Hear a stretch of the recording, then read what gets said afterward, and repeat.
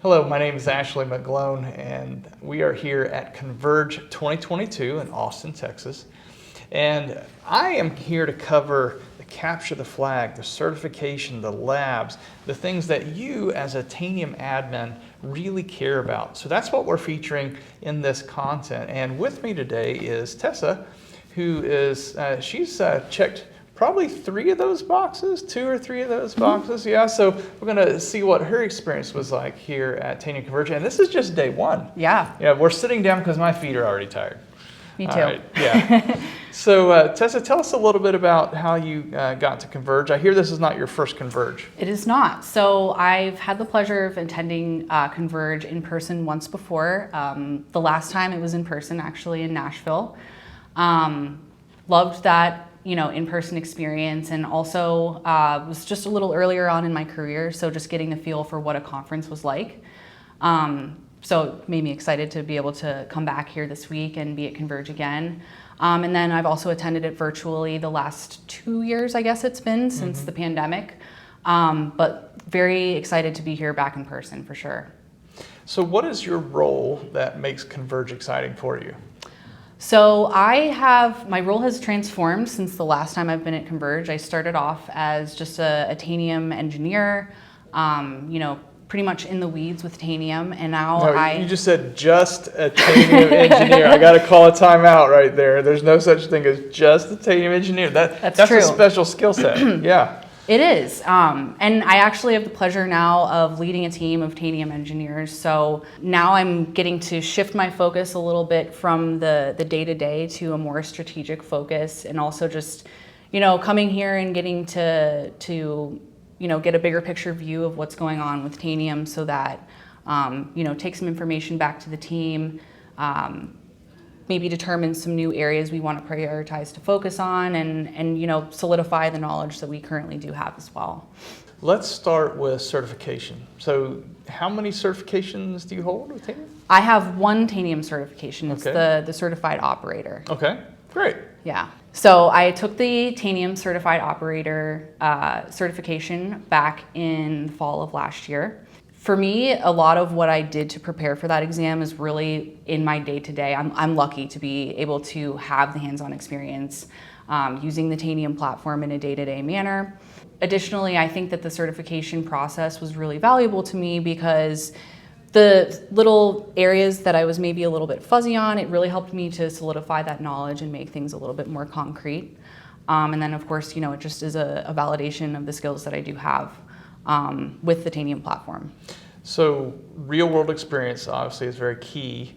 What else did you use to prepare for the exam?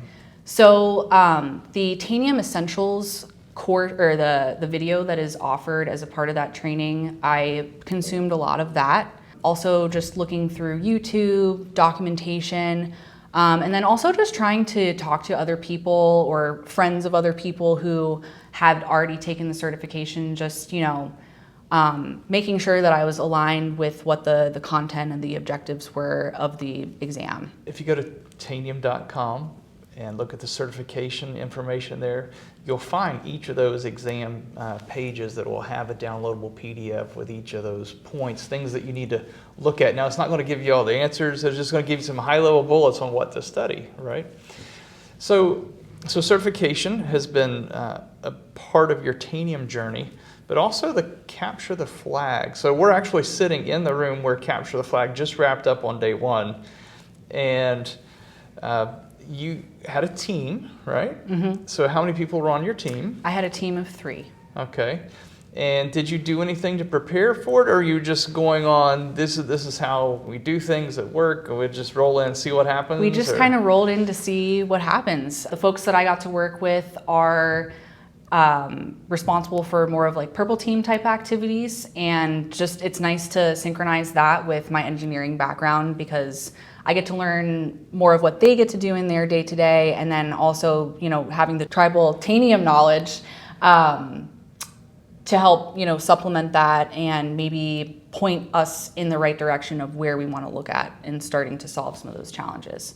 Tribal knowledge, I like that. We think about the social community, pick your social platform out there with a very active cyber community out there, and then this is like that in person, right? So you get to mingle with people in the labs and at lunch and breakfast with different folks who are doing that every day. Exactly. Yeah.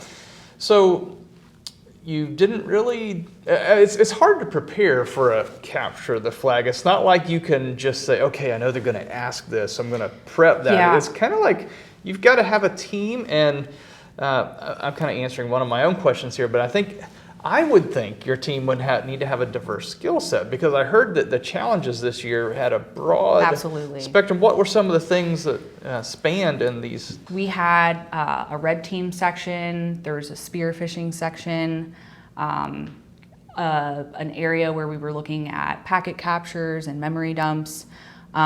So, having that diverse skill set was really important, because all of those, that's a vast, area of coverage that this test had. So really to prepare, I think that myself and the two gentlemen that I had on my team, we've all done capture the flags before from Tanium. So we do have a little bit of knowledge and experience with how they are typically run.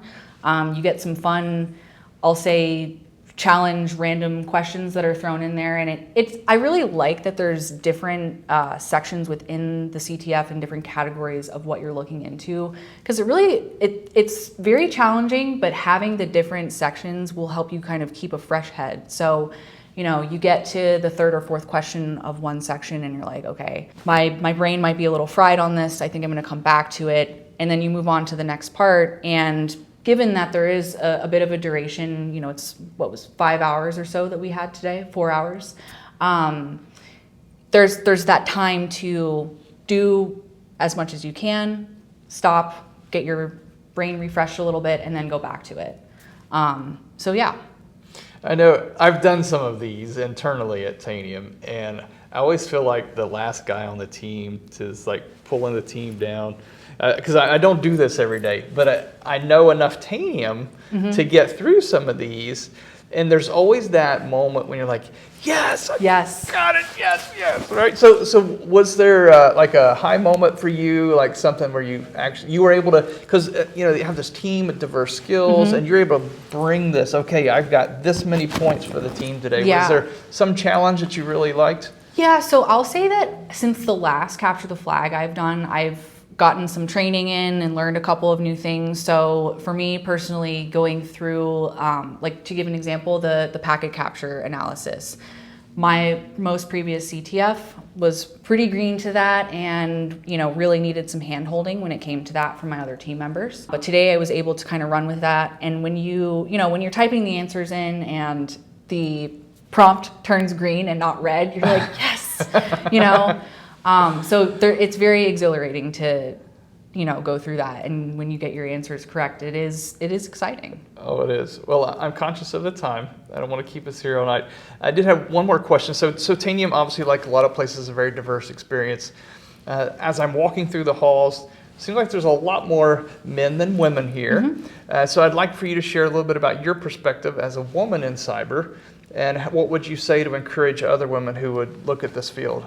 I would say that, and really this is advice for women, but advice for anyone who is looking to break the barrier to entry into the cybersecurity field. Take those challenges and really fully embrace them, because anytime that I've ever had a moment where I've, felt tired, stressed, challenged, frustrated, whatever it was, the outcome, after that thing, after I went through said thing, was always, I became stronger through that thing. So for me, I didn't have a strong education within cybersecurity. I was more of a business-focused background with my education. So when it came to looking for jobs, there's different jobs in IT that I could have applied for. But when I saw that cybersecurity position, I thought, well, I'm just gonna go for it and see if I get it. And if I do, I do. And if I don't, then maybe I'll try again the next time. And I'm lucky to have gotten that position. And that was really what got my foot in the door to cybersecurity. And then my other piece of advice is cybersecurity is a huge, umbrella term, I would say. So getting your feet wet with lots of different, areas of expertise within that is also really exciting, because whether you're a technical person or you're more business focused, there's something for everybody. And I know that sounds pretty cliche, but it's really true. And if you have a technical background and you're looking to hone in on that, there's absolutely a lot of roles and things in the field for you. And maybe you're somebody who doesn't have technical skills, but you want to learn them. That's another thing that through coming up in my career with cyber, I've gotten to kind of leverage more of those technical skills and learn through things. So I would just say, don't let things intimidate you. And if they do, lean into it, because you're going to come out of it a lot stronger and, maybe be sitting here being asked to inspire others someday. So. Yeah, I have a peer here at Tanium who built a cyber team for a very large financial. And he talked about the diversity of people on his team. And it wasn't just male or female, it was different educational backgrounds, like you said as well. I have a liberal arts degree, and I work for a cyber company. And that's part of the beauty of it, is everybody brings a different perspective. Mm-hmm. And a different part of it, because we were just having a conversation earlier about the psychology of cyber, right? And there's a whole different side of this. It's, people find lots of creative ways to do the things that they want to get away with. And having that diverse psychology background of all these different views and education, it just really makes for a well-rounded team. It does, yeah. Yeah. Well, Tessa, thank you for joining us today. Thank you so much for having me. Thank you for sharing your insights here from your perspective here at Converge. And so this is your second in person, right? Mm-hmm. Maybe we'll see you again next year. Yes, I'm sure you will. All right. Thanks a lot. Thanks so much.